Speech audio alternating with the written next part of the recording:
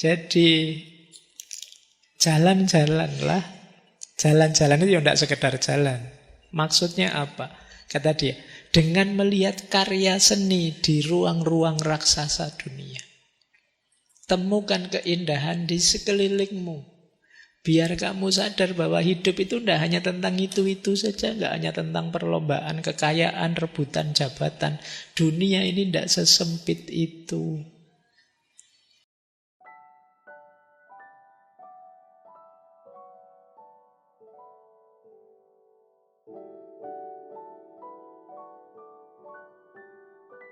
Nah, sekarang solusinya.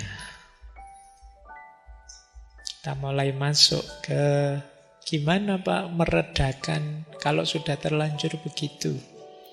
Ini mulai di bab terakhir di bukunya Line the Button tadi.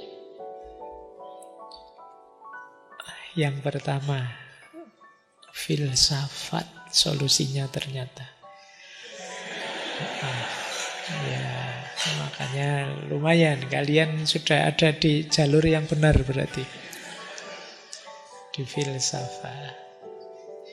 Jadi filsafat bisa jadi sumber ketenangan ketika kita gelisah terhadap status sosial, penilaian orang lain, dan tekanan-tekanan untuk berhasil. Tuh. Ya kalau pakai bahasa saya, ya paling tidak filsafat bisa membuatmu bingung, ruwet, mikir, terus tidak mikir status anxiety lagi. Tidak paham-paham saya Pak, gitu terus mikir. Tapi kalau di debatan ada 3 jalur yang membuat filsafat bisa meredakan status anxiety.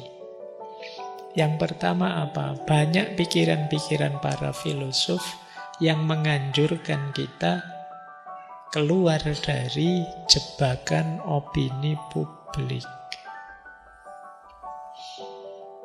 Socrates, Epictetus dari tradisi Stoik itu kan mengajarkan bahwa kesejatian kita itu tidak karena komentarnya orang, tapi karena kebenaran, karena kebajikan, konsistensi kita.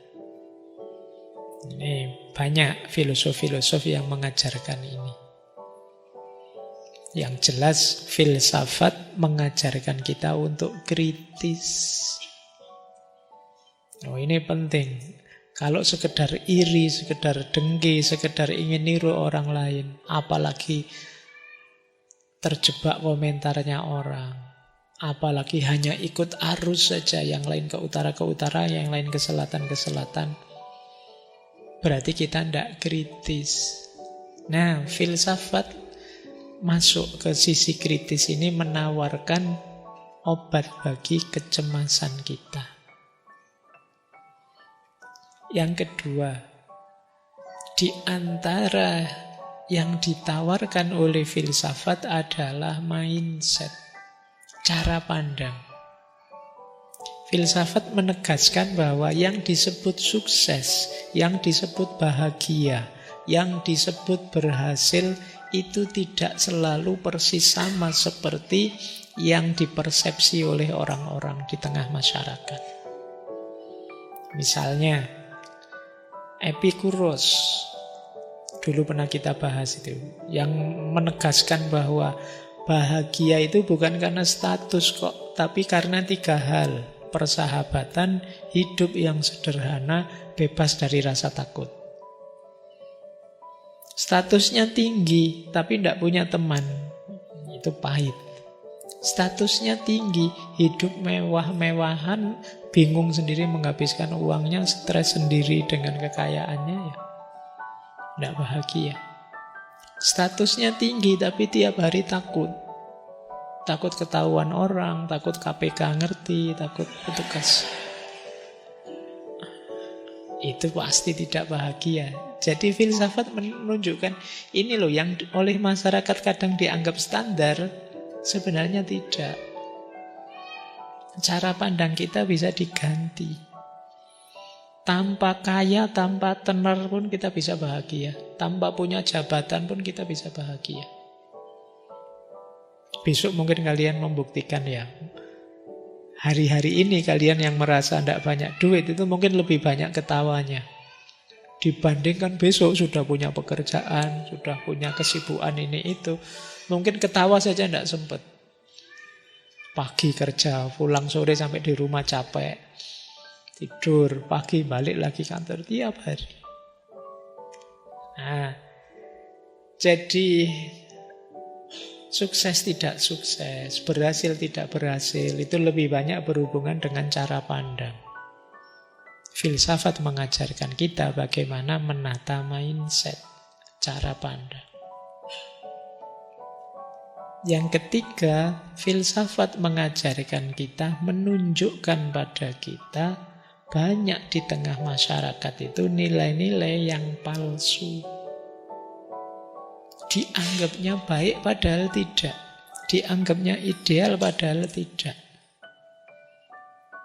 Jadi di situ dicontohkan Montaigne, dulu pernah kita bahas ya, filosofi yang menunjukkan bahwa manusia itu hakikatnya lemah. Dan mengherankan kalau orang mengukur keberhasilan itu keberhasilan duniawi.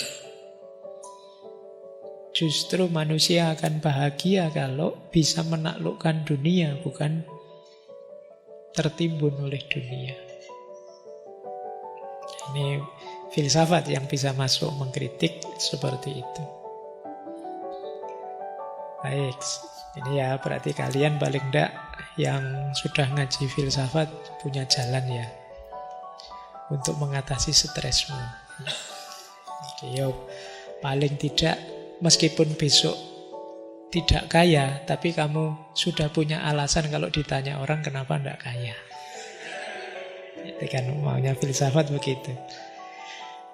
Baik, yang pertama. Yang kedua, ini tadi yang saya sebut berhubungan dengan seni. Selain filsafat, yang bisa membebaskan kita dari kecemasan status, itu seni. Coba ya, kita lihat. Sebenarnya ya sebelum ke 3 cara bagaimana seni meredakan status anxiety ini, jadi memang di balik seni itu ada salah satu daya yang melegakan, menyamankan hidup, namanya daya katarsis. Jadi daya katarsis ini salah satu fungsi dan peran yang bisa dimainkan oleh seni dalam hidup kita. Seperti kalau teman-teman mendengarkan lagu misalnya. Itu meskipun hutangnya banyak, tapi dengerin lagu itu ya rasanya melayang saja, rasanya asik saja. Itu daya katarsis. Meskipun tugas dari dosen tidak selesai-selesai, tapi begitu nonton drama Korea, lupa sudah yang tadi tidak selesai. Itu istimewanya seni. Makanya di antara obatnya hati kalau dalam agama itu apa? Membaca Al-Quran. Ada unsur seninya. Dengarkan orang ngaji, ada unsur seninya. Nah, itu yang menariknya seninya, termasuk nanti banyak dibahas itu di buku Filsafat Seni Islam. Nah, kalau di Align the Button setidaknya ada 3 jalur bagaimana seni bisa meredakan status anxiety. Yang pertama, senilah nanti yang bisa menegaskan bahwa mulia itu tidak hanya kaya atau jabatan. Banyak karya seni yang menggambarkan orang miskin, pekerja kasar, wajah-wajah dari desa, itu rasanya jadi indah. Kalian sering ya nonton gambar pemandangan, luas pemandangan desa itu, terus ada orang bawa cangkul ke sawah, itu kan rasanya indah ya, menarik. Padahal yang bawa cangkul sendiri sambil mikir ini besok utangnya gimana gitu. Tapi kan seni bisa mengangkatnya secara indah. Ternyata bermartabat juga. Gitu loh. Manusiawi juga. Sementara kalau di tengah masyarakat tadi kan yang tidak punya jabatan, tidak punya kekayaan seolah-olah terpinggirkan. Lukisan-lukisan ya, kalau di situ ada Van Gogh, Rembrandt yang menangkap keagungan dalam penderitaan manusia. Jadi ternyata penderitaan itu sampai level tertentu, dari sudut pandang tertentu indah. Jadi seni memberi tempat dalam sejarah bagi mereka yang dilupakan oleh sistem status sosial tadi. Ya, kalau di hotel tidak bisa masuk yang lemah-lemah, kalau di tempat-tempat mewah tidak bisa masuk. Bahkan di mall pun kalian masuk terus mesti dipeliriki sama yang nunggu. Ini mesti tidak buat duit ini, mesti cuma nonton-nonton. Ini kan begitu. Tapi dalam seni dia diakomodir, dia bisa masuk. Bahkan biasanya ya tokoh-tokohnya, jagonya itu ya diambil dari kalangan bawah, nanti salah satunya jadi orang hebat kan, banyak cerita-cerita seperti itu. Lukisan-lukisan itu juga banyak orang-orang biasa yang dilukis. Jadi seni bisa mengangkat martabatnya orang biasa. Sementara di tengah masyarakat konkret, orang biasa direndahkan, dianggap tidak level sama yang kaya dan yang punya jabatan. Yang kedua, senilah yang bisa menunjukkan betapa absurdnya pencapaian-pencapaian sosial itu.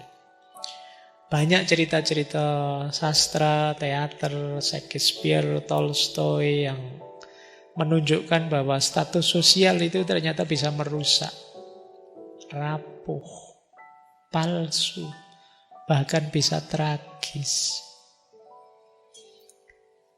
Coba baca novel-novel itu kan banyak itu yang isinya menertawakan orang-orang kaya, orang-orang berjabatan yang hidupnya mewah, megah. Nah, terus kita diarahkan untuk mengagumi hidup biasa. Justru pahlawan muncul dari kalangan orang-orang biasa. Nah, ini seni yang bisa begitu. Dia jadi katarsis mindset yang beku di tengah masyarakat. Dia menunjukkan cara berpikir yang berbeda.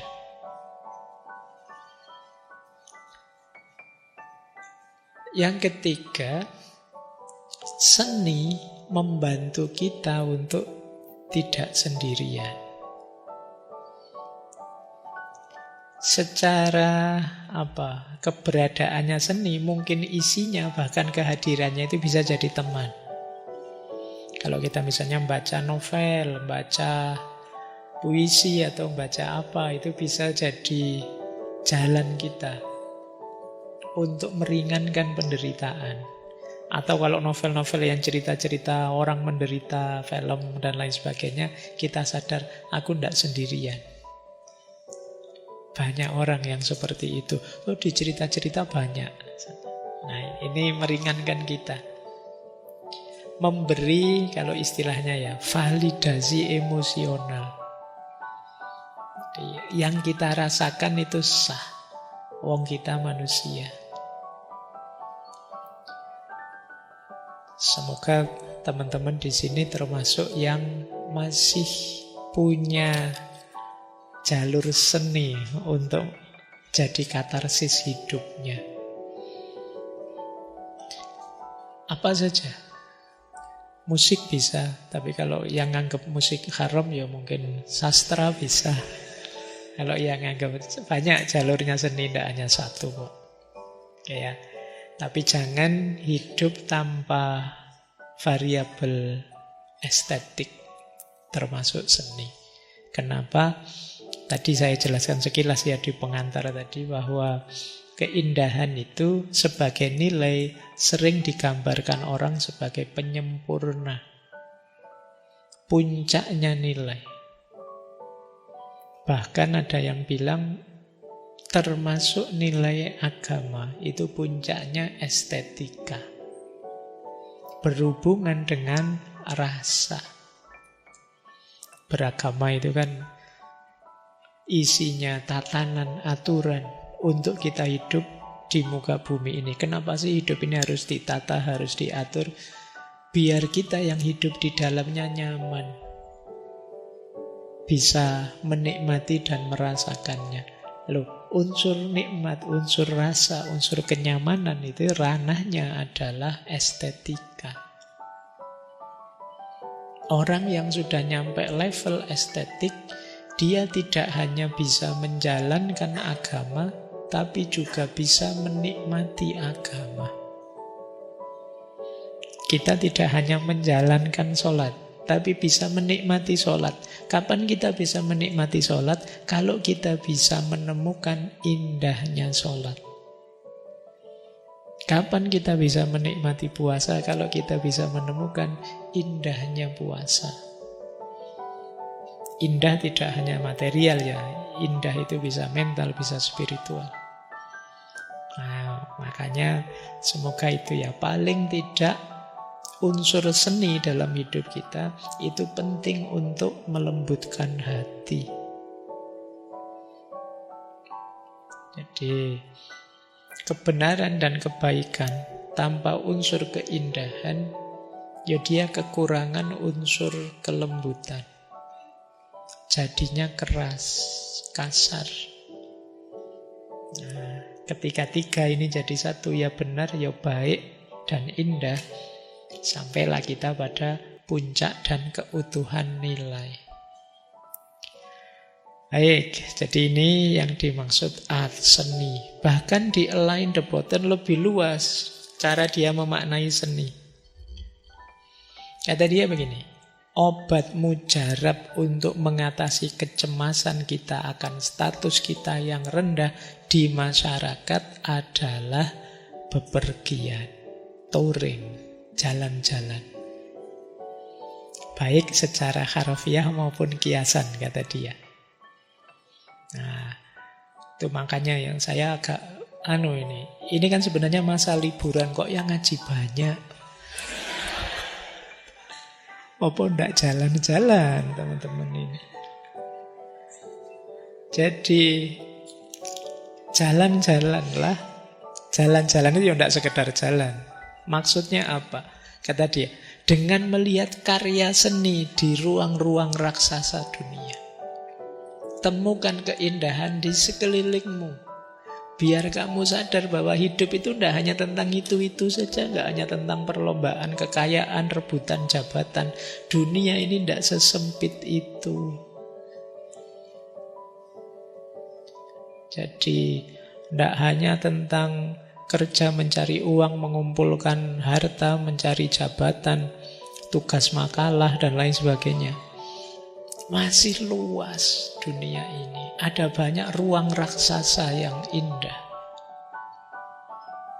Coba kalian, tidak jauh-jauh, keluar saja dari kamar kosmu, dari rumahmu. Kalau situasi terang, lihatlah ke langit saja. Lihat ke langit, lihat saja, kata Imam Ghazali ini di kitabnya beliau. Jadi mendongaklah, lihat birunya langit saja dengan sedikit mendung yang berarak berjalan. Itu loh, hati sudah tentram. Rasa kita kecil di bawah alam semesta ini itu menenangkan hati kita. Yo, kalau masih ada kendaraan bisa digenjot sedikit ke Parangtritis sana, lihat pantai. Tidak apa-apa, nonton saja. Loh, lihat lautnya saja, itu hati tentram. Itu yang dimaksud ruang-ruang raksasa, ruang seni di dunia ini. Nah, ini obat mujarabnya itu. Kalau kalian stres, sumpek apa, keluarlah, bepergianlah, healinglah. Kalau tidak punya biaya, ya seperti tadi ya, keluar rumah saja, keluar kamar kos saja sambil lihat sekelilingmu, itu ada banyak keindahan. Baik, itu yang kedua ya, art, seni. Yang ketiga, ini semoga kalian tidak protes. Ternyata obat ketiga adalah politik. Beda ya, ternyata kamu gak membayangkan, ternyata politik bisa jadi obat dari kecemasan status. Ada 3 cara politik itu bisa membantu kita, menegaskan kita. Yang pertama, politik menyadarkan kita bahwa sistem struktur masyarakat yang menggelisahkan kita tadi itu buatannya manusia. Tadi kan kita merasa rendah diri karena gagal naik status. Tapi begitu sadar kita, oh iya ya ini politik sih. Urusan status tinggi, status rendah itu bukan kodrat, tapi kekuasaan, kebijaksanaan, dan keputusan. Jadi ini tidak serta-merta salahku sebagai pribadi. Bisa saja karena kebijakan yang diambil pemerintah tidak pas, tidak cocok. Jadi politik setidaknya menyadarkan kita ini. Oh iya ya memang manusia yang bikin. Jadi politik akan mengajarkan kita, mungkin bukan kamu yang gagal, tapi sistemnya yang tidak adil. Ini pelajaran dari politik. Itu kan ringan kita. Kalau tadi kan kita menyalahkan diri kita sepenuhnya, bahwa saya itu lemah, saya itu jelek. Ini politik menyadarkan kita. Saya coba dicek lagi. Jangan-jangan bukan kamu yang lemah, tapi sistemnya saja yang rusak. Tatanannya yang tidak adil. Baik, yang kedua, politik tertentu, seperti di Indonesia ini ada demokrasi, ini bisa jadi obat yang menyadarkan kita bahwa kita semua ini sebenarnya setara. Jadi siapapun warga negara, di mata hukum itu sama. Jadi kita sama-sama warga negara. Nah, nanti ini kesadaran kedua. Di politik bisa menyadar, oh iya ya, saya kok nganggap orang lebih kaya, lebih mulia. Enggak, kita di negara ini masing-masing punya peran kok. Dengan pejabat ya kita beda fungsi, beda peran, tapi tidak berarti kemudian beda martabat. Secara martabat kita sama-sama manusia.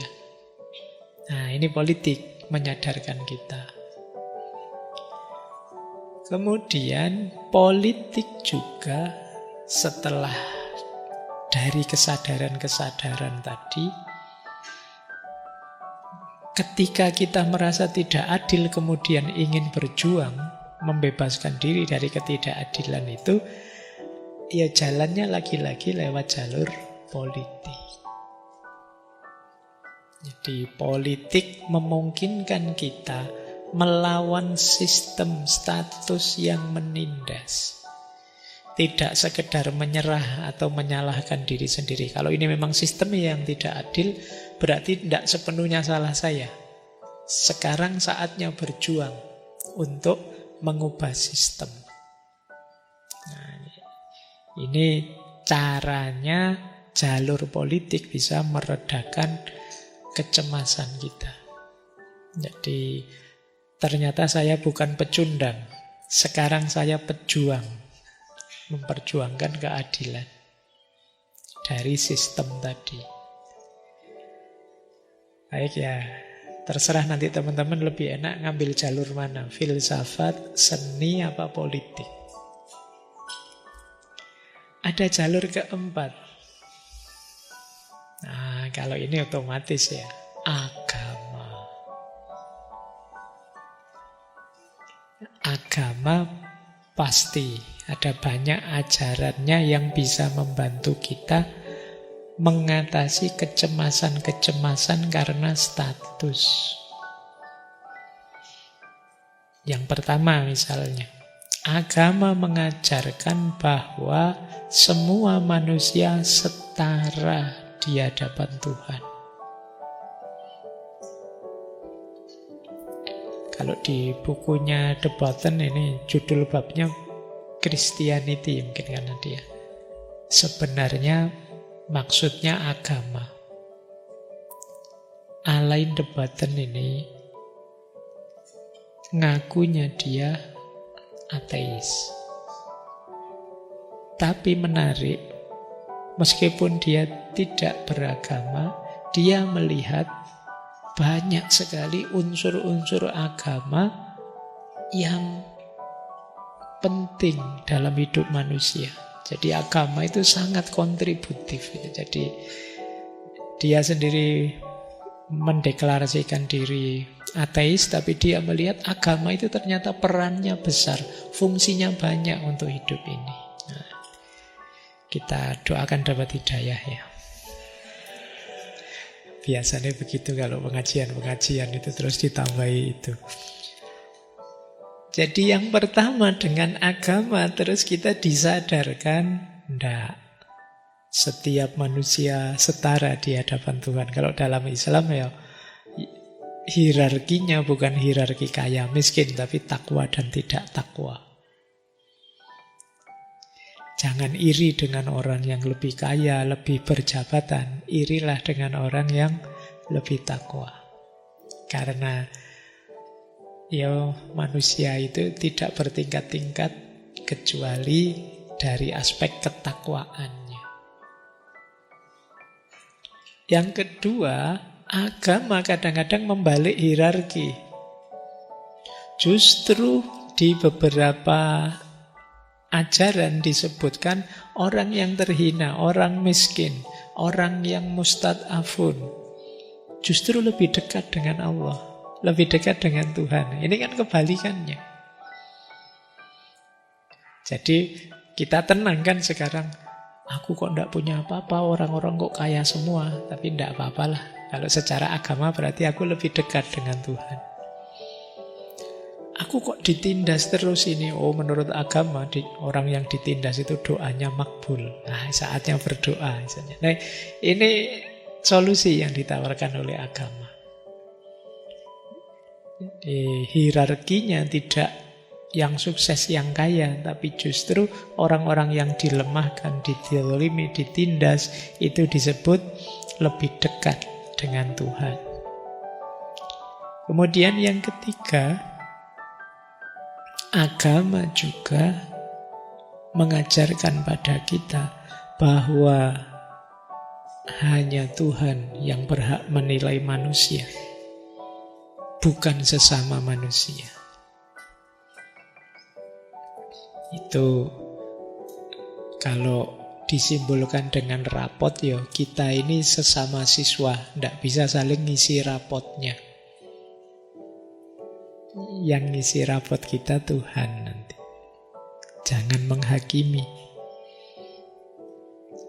Nah, maka ini lebih menenangkan kita. Oh, berarti mana mulia, mana tidak mulia, mana yang bermartabat, mana tidak, itu yang bisa menetapkan ya Allah. Yang keempat, menawarkan cinta yang tanpa syarat. Jadi agama menawarkan cinta yang tanpa syarat pada semuanya. Manusia tidak harus membuktikan diri dulu, tidak harus sukses dulu, tidak harus berhasil dulu. Semuanya dicintai oleh Allah. Nah, ini solusi dari agama. Insya Allah teman-teman paham lah ya yang nomor 4 ini. Masih sulit, ada solusi ke-5. Bohemia. Ini mungkin teman-teman yang suka nongkrong mungkin suka yang ke-5 ini. Jadi bohemia itu satu gaya hidup yang menolak norma-norma sosial yang mainstream. Memberi jalan pelarian dan tekanan status dalam masyarakat. Jadi bohemia itu contohnya seniman, penyair, filosof jalanan kalau di debatan ya. Filosof masjid nggak masuk. Pecinta kebebasan yang tidak hidup untuk mengejar status, tapi keaslian, kreativitas, kebebasan batin. Ini orang-orang yang tidak mau dijebak, ditelan oleh norma dan tekanan status di tengah masyarakat. Sebutannya kelompok bohemia. Nah, orang-orang Bohemia ini, gaya hidup mereka itu bisa jadi penawar kecemasan status. Kenapa begitu? Yang pertama, mereka menolak standar-standar konvensional. Mereka menolak anggapan bahwa uang, jabatan, reputasi itu ukuran keberhasilan. Mereka punya standar sendiri. Mereka lebih mengedepankan kejujuran, kebebasan, pencarian makna, dan kesetiaan pada hati nurani. Jadi hidupnya lebih merdeka. Ini kelompok Bohemia. Mereka akan berkata, kami memilih tidak berpartisipasi dalam perlombaan status. Silahkan yang mau berlomba, saya tidak. Terserah orang-orang mengakui saya atau tidak. Terserah orang-orang meninggikan saya atau merendahkan saya. Aku akan menikmati hidupku apa adanya. Yang kedua, mereka menghargai hidup yang oleh orang banyak disebut gagal. Bagi kelompok Bohemia ini, orang yang tidak punya jabatan tinggi, tapi jujur, apa adanya dalam hidupnya, menurut mereka lebih mulia daripada orang yang kaya raya tapi palsu. Jadi mereka akan menghargai siapapun yang merasa tidak cocok dengan norma sosial. Ada satu quote yang terkenal, better to be true to yourself in rags than false in riches.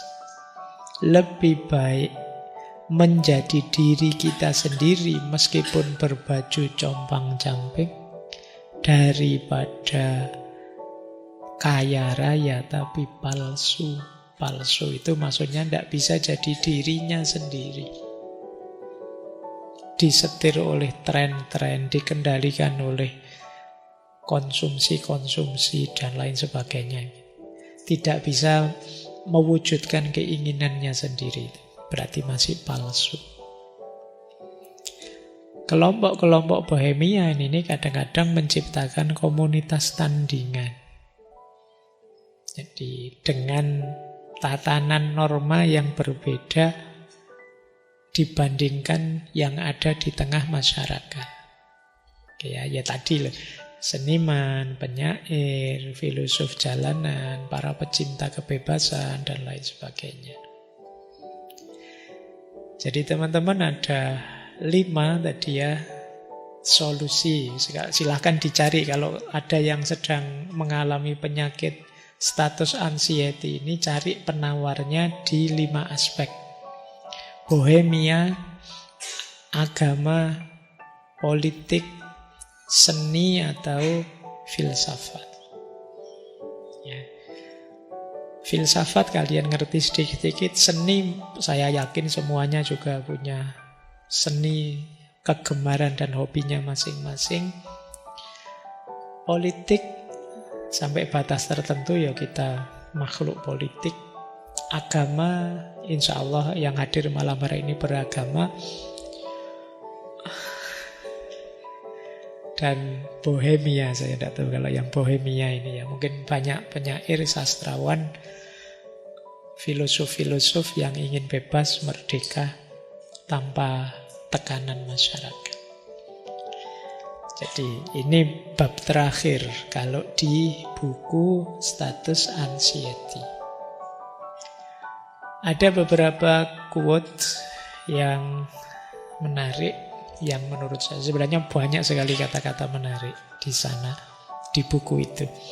Tapi kita lihat ya, beberapa saja kita ambil malam hari ini. Kekayaan itu bukan sesuatu yang mutlak. Kekayaan itu relatif terhadap keinginan.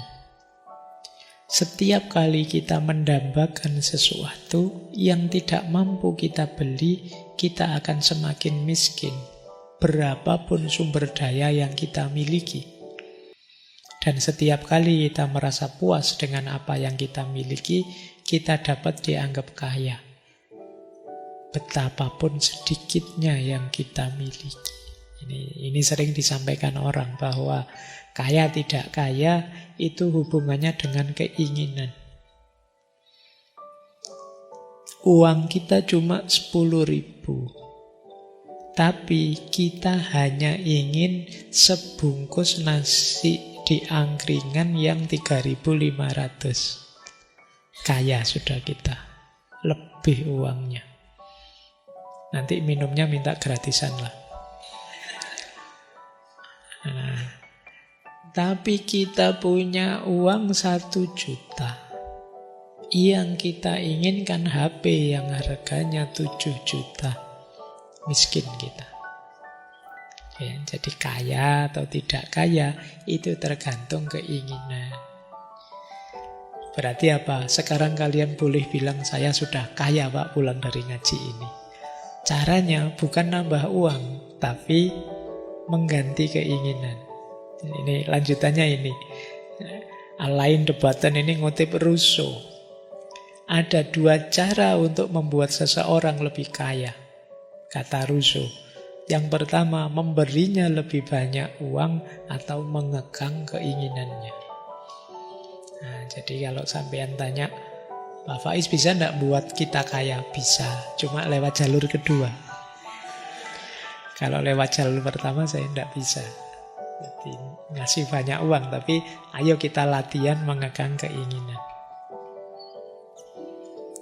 Baik, terakhir ini quote menurut saya juga menarik. Daripada berjuang untuk menjadi ikan yang lebih besar, kita mungkin bisa memfokuskan energi kita untuk menemukan kolam yang lebih kecil atau spesies yang lebih kecil untuk berenang bersama. Sehingga ukuran tubuh kita sendiri tidak akan terlalu mengganggu. Kalau ini urusan kolam ya salahmu sendiri nyari kolam yang tidak kompatibel. Akhirnya kamu stres tiap hari. Coba nyari kolam yang lebih cocok. Ini tadi kan problem anxiety kan banyak berhubungan dengan masyarakat, kolam kita, circle kita. Kalau memang circle-nya sudah sangat toksik, meracuni kita dengan pikiran-pikiran negatif seperti kecemasan tadi, ya solusinya gampang, ganti kolam. Ganti circle, biar kita tidak gelisah terus. Nyari kolam yang lebih cocok dengan kita. Itu akan membuat kita lebih bahagia.